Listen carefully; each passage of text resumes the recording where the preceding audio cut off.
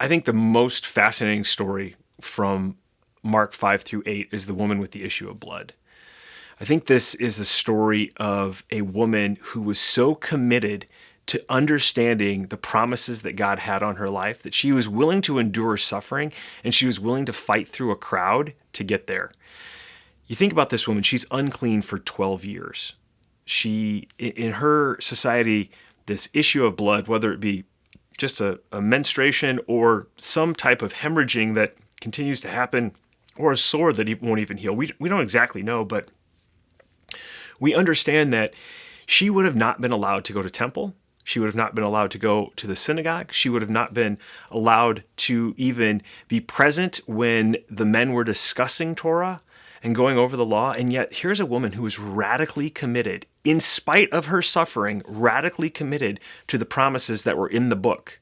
And so whether it was a relative or a friend, we can hypothesize how she went about it.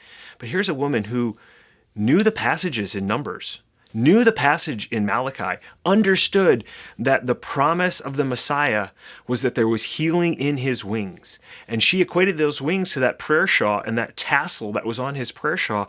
And I really love how Brian Simmons translates the Passion Translation. He says that, there was this prayer shawl and she went and she grabbed it. And she grabbed the healing that was in the Son of God's wings, in his wings, right? And all of a sudden she's healed. Now, what would it have been like to be Jesus and to have the amount of power coursing through your body that when someone touched you, you had a discharge, like you felt it. Like even saying that sentence sounds bizarre, but we're told that he felt the power leave him.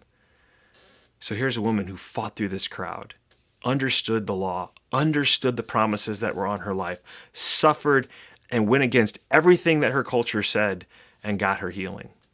Just encourage you that if you're in a place of suffering, that here's a woman who suffered for 12 years and on the other side was healing and bliss. So